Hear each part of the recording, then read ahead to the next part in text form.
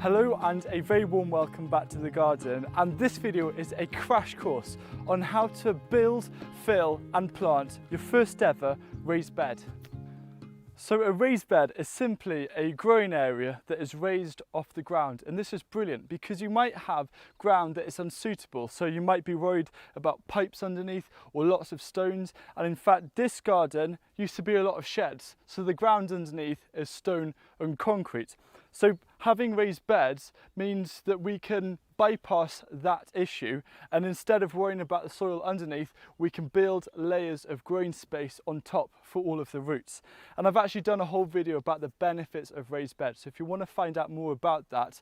But the main thing you need to know if you're just starting out growing is that raised beds make things easy for you because it's a set designated size, and I'll come on to size a bit later on. Having a growing space being a set size just makes it much easier for you to plan out how many things you need to grow because you know what the restrictions are. The first thing you need to consider when building your first raised bed is its location, and as you can tell, it's an absolutely beautiful day here in Wales, and the important thing is to try and situate a raised bed in a sunny position because that's just going to give you more choice with what to grow. Now, just to keep things simple, if you do have a shady place, the best things to grow there are just leafy greens like your lettuce or your kale. But apart from leafy greens, other vegetables prefer to have a nice bit of sun, and you want to aim for your raised bed to be in a place that gets at least 5 or 6 hours of sunlight a day, preferably more. Once you've found a nice sunny spot for your raised bed, you now need to think about how big is a raised bed going to be. Now, my favourite size for raised beds are 4 by 10 foot, so it's 1.2 metres wide, 3 metres long. And I think this is just right because in terms of width, I can reach into the middle. If it is any wider, I might have to step on top of the raised bed to reach the centre.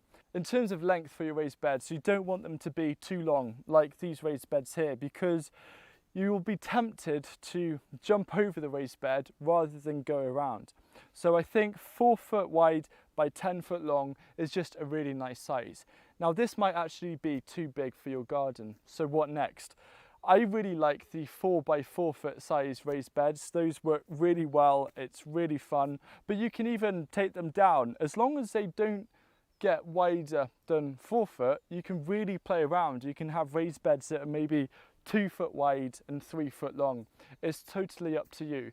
But the best thing is to try and build a raised bed as close to 4 by 10 foot as possible in your space, because that's going to give you a lot more potential when it comes to growing more food. You now have a nice sunny spot in the garden to build a raised bed, and you also know the size of raised bed you want to build. The next thing is what to build a raised bed out of. So the previous raised bed that I was just sitting on was actually built out of 100% recycled plastic. This is non-leaching plastic that can last for decades, but it is quite expensive. So if you're on a budget, here are a few alternatives that work really well. The first one here, the pallet collars. These you can either source for free if you're lucky, or you can buy them really cheaply from builders merchants, and these last and work so well.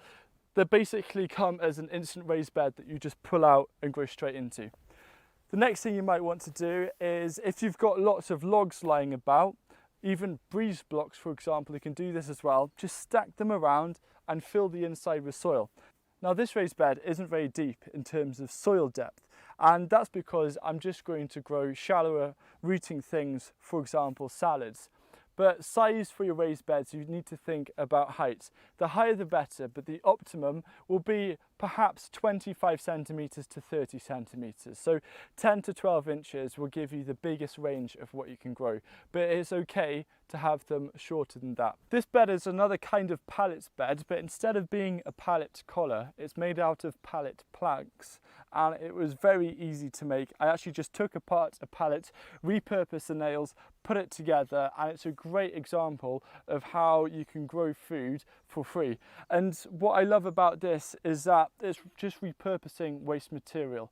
I picked up 3 pallets for free from a local sports club that were just lying about. I asked, could I take them? They said yes, of course, and I built a really strong, actually, this is really sturdy raised bed, and also a compost bin from that. So it's just an example of what's around. So you've just got to think about what materials you could use. Wood is great. You just want to make sure that it hasn't been treated before, because you don't want chemicals to go in. But also using things like logs, like stone. Just be creative. As long as you can create a box or a rectangle that can hold material, you're sorted. Once you've decided on and sourced a material, you now need to assemble it. And these are a load of new raised beds that we've built here, and sometimes it can be as simple as just getting the corners with maybe a bracket or even screwing in from the side. That simple, or you can just be a bit more technical. Now, in terms of actually building it, I have two different videos on how to build raised beds. I've got a video on how to build that pallet bed out of planks, and I've also got a video on how to build a raised bed using those plastic boards, but you can apply that just to wooden boards, just like these. So to save you having to watch it on this video, there's going to be a link down below to those two different videos for you to see in more detail how to assemble a raised bed. You've now got the materials, you've built the bed, and the next stage is filling the bed. And this can seem quite difficult because it's a big space that requires a lot of material to fill it up. But fortunately, there are lots of different ways that you can fill a raised bed. Now, the standard method is just to use soil and compost. So if you have plenty of soil and compost, you can do this. This is where you do a 50-50. So the bottom 50% is going to be soil, the top 50% is going to be compost. Mix it in and then start planting.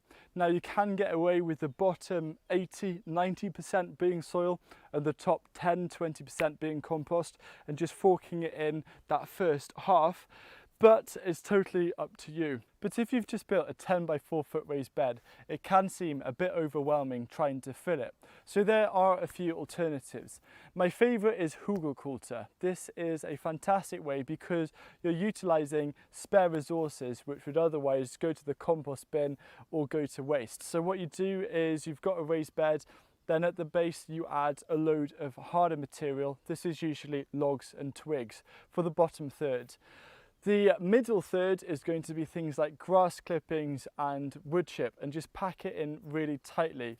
And then the top third will be maybe a 50-50 mix of topsoil and compost.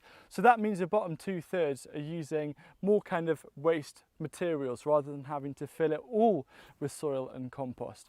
If you want to find out more about Hugelkultur, then check out this video. There is another way though of filling raised beds, and this is more over the long term, and this is treating a raised bed as if it's a flat compost bin.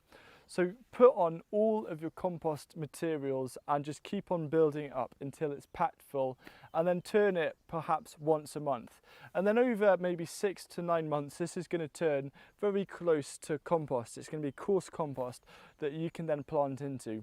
This is more long term, but it's a great solution if you don't have access to things like soil and compost at the moment. So you've built your raised bed, you've filled it with material, and now it's time for the fun to begin.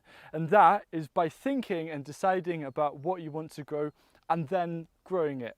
Now, if this is your first raised bed and you've never grown food before, it can be a bit difficult because you've got to learn a few things like frost hardiness of vegetables. Now, these are broad beans and onions. I've got some spare onions left over. I'm going to be planting them in here, and the reason why I'm planting them now is because even though we might have some more frost, these are quite hardy and they will survive a frost. But there are some vegetables which aren't going to survive a frost. For example, your dwarf French beans or your runner beans.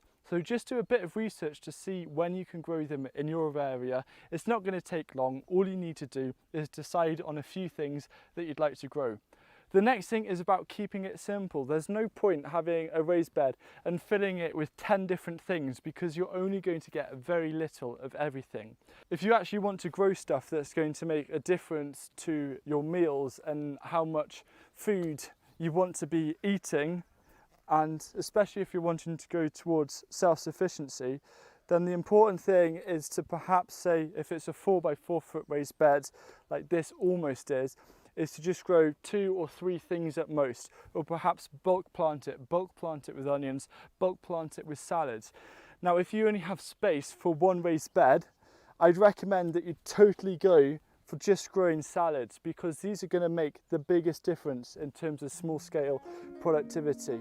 Things like your lettuce, your spinach, anything cut and come again, mustard greens, these make a huge difference because they keep on providing week after week for many months. And salad leaves are actually really expensive in supermarkets, and to have something green, delicious and healthy available for you to eat and enjoy is quite amazing.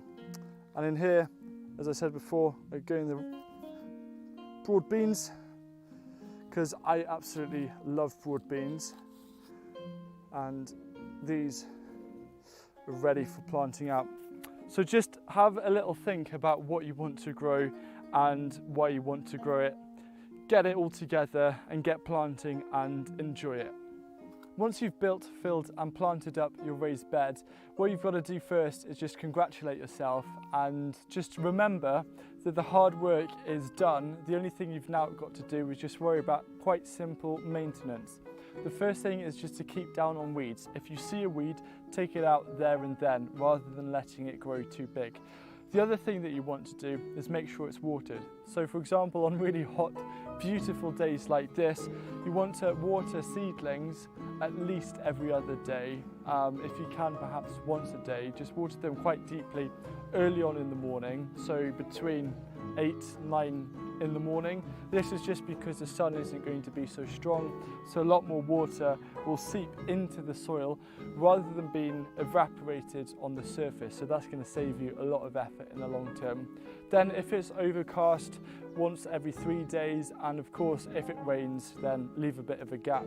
Something that you can do actually is use your finger and just go in and about 1 inch and 2.5 centimeters, and if it feels bone dry, it definitely needs the water, but if you can still feel moisture, you shouldn't worry, and you could maybe do it the next day. There are as well some other resources down below in the video description, but if you want to find out some more tips on how to make your first raised bed a success, then check out this video here, and there's also going to be the video about the benefits of raised beds, which you can watch as well. So thank you very much, and I'll see you again soon. Goodbye.